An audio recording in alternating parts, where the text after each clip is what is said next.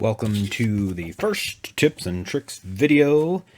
I'm going to go over a few things that you can do in Fantasy Grounds. Starting at number 1 is the players sheet. So this is going to be a place that you as the players and Dungeon Master can sit on. And while this is not a new concept, it's something I dragged into Fantasy Grounds. What this does is let you kind of have a central place to sit here and point out both map or quest NPCs. You'll see up here, what I've done is lined up the map and placed pins in for any other locations they've discovered, maybe cities or other maps. Down here, I like to use the NPCs. I put the players tokens up here just so they can see each other that way. And anything that's directly linked to them in the quest section, they can hover over and open the quest. I normally put little snarky remarks or things kind of based around that there. In the NPCs, I'll add pins for information that people discover. These are names or races, and when you open them up, it gives a little more detailed information about the person. And retainers, that's from strongholds and followers. I would advise using retainers instead of other types of people. So these guys down here are NPCs they know. In the notes section, I can drag the pins for the player's notes, as well as I can include extra documents that I have made for them, letters, correspondence, or books. And then I also like to keep my own pins in here. So all the red pins are just for me. Even when I just tell players things, I go ahead and write that down so that later we can pull it up. We can discuss it. Somebody will be like, you remember? And I'll say yes. And people they may not have met can be included over there. I like to include some extra maps and things for myself. I'll often just pin them here to the side. But the players page is where me and the players can sit down and stare at things. I like to sync their view for different travel features and things like that. And in this one, we're revealing the map over time, but this isn't the only way to do the map section here. The map could be filled out, and but in fact, I'll show you how you can layer your images here. And all you have to do is go through here, and you'll see all the images, the player sheet itself, and the image I've stacked on top of it are already present. You can stack your maps up on here. Go to images, not just tokens. And if you open your images, we could open the AP itself. Ignore the fault. That's my problem. I have duplicate maps. So if I drag an image onto this, it'll come out here. But you can do this at any point ahead of time as well. You can bring as many maps in as you like.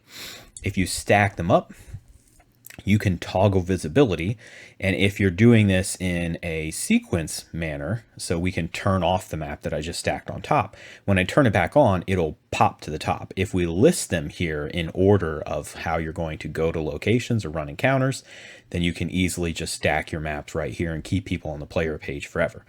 I don't run encounters on the same map as the player page, but I like to have their maps or things for them to look at right here, front and center.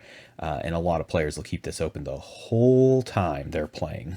So the first tip is that. When we go on to number 2, we're talking about zones or regions.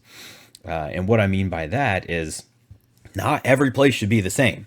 So if you roll off of random tables, or more likely you're just saying what people find, you might find that every forest everywhere seems to be the same. But the ice barrier up there should definitely be different than the savanna, right? So if you want these to be more accurately portrayed, a good way to do this is to break up your regions. Like we could say, this area, these islands, have certain kinds of creatures. I know this is really silly for some dungeon masters because you've been doing this forever. And this area is specifically like elven forests. All right. So what kind of creatures are we going to run into there?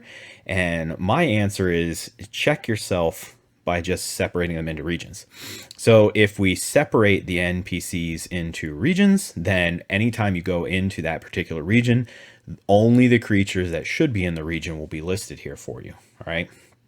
And a lot of the apps that people generate, they can do this for you, and you can just drag and drop your NPCs into the different groups. You don't even have to think that much about it. You can separate it by like temperature, you can separate it by CRs, things like that.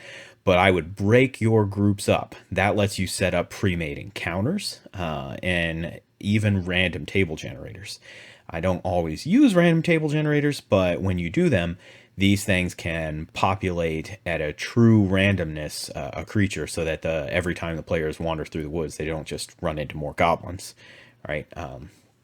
Now, the thing about these random generation situations I'll bring up is I use these a lot to focus in on what I was talking about with I don't want to always be selecting the same stuff. So a lot of times I'll look at the CR for one of my regions and say, okay, for undead, this is what I should work with at a level 2, right? Now, CR is not perfect, but there it is. Coming in at number 3 is accurate demographics, or NPC generation. And when you're using a program like Fantasy Grounds, even Roll20, you can build these tables into it. Now, the reason I bring this up is, let's say we have this human nation of 4 rivers, all right? And what we don't want to do is make 4 rivers exactly the same as the Lothdrotic, the elven nation of the Lothdrotic, all right?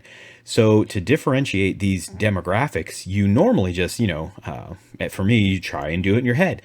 But what I find is, we're built with stereotypes and generalizations and things like that, but a table isn't. So what you can do is build your demographics into the table. And then when you come into new NPCs or the players ask you the name of that guy sitting over there, you can roll it right here, right? If you walk into a bar, you can just roll 4 guys and say, this one sounds the most interesting. And your demographics will fit, all right? So when you go to your tables for those types of demographics, you just set up what it should be. If it's a mostly human area, then when you go there, a lot of the people you should run into should, be human, even though you yourself might be more likely to sit there and tell them, I like that one to be a dwarf. But dwarfs don't exist in this region. So setting up your demographics to let your computer, your program handle this, you're going to get a more accurate portrayal instead of, every single time they head over to Gauntlet, every blacksmith is a dwarf, right? Like that. Is that how that city is set up? I don't know, but maybe not. So number 4 is coming in at a good reason for exploration, right? Everybody likes to focus on travel. I truncate travel to no more than 3 events, but you still want to reward them for this type of, outgoing behavior or role-playing these situations. So if we say they're just traveling between 2 cities, this is a little 2-day journey in a fairly populated area, then, not much could happen here, but it could still be interesting. And the way that we can do that, again, is through utilizing degeneration, man. So if you build different potential events inside of your tables, it'll roll up a more random occurrence to happen here, and you can curate the crap out of this. So if you have it roll 4 events and just pick one of them, you can decide, which particular thing they're going to run into on travel, and it might bring up stuff that you kind of forgot about. I know I have special little things for different people. So it's pretty good to remember that type of behavior there.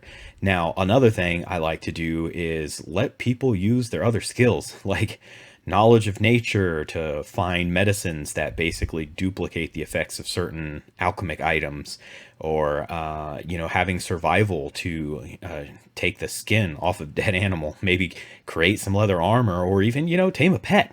So, you put these features in there to let other people get to use these skills, and if they're using them during those little travel sessions, probably going to enjoy those little travel sessions a little more than they did before. So that's my advice with add reasons to travel.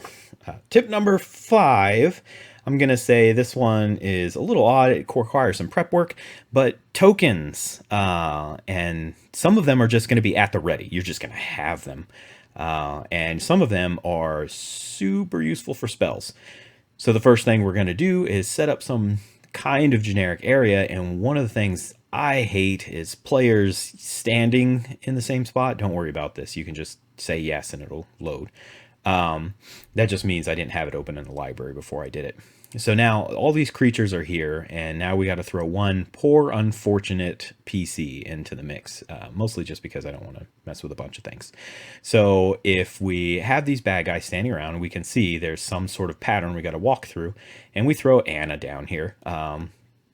Anna has to go make her way around to make it to the top here. I don't know why. I'm just making this up right now. Now, when she does this, maybe she's a spellcaster and has the ability to bring, objects to life.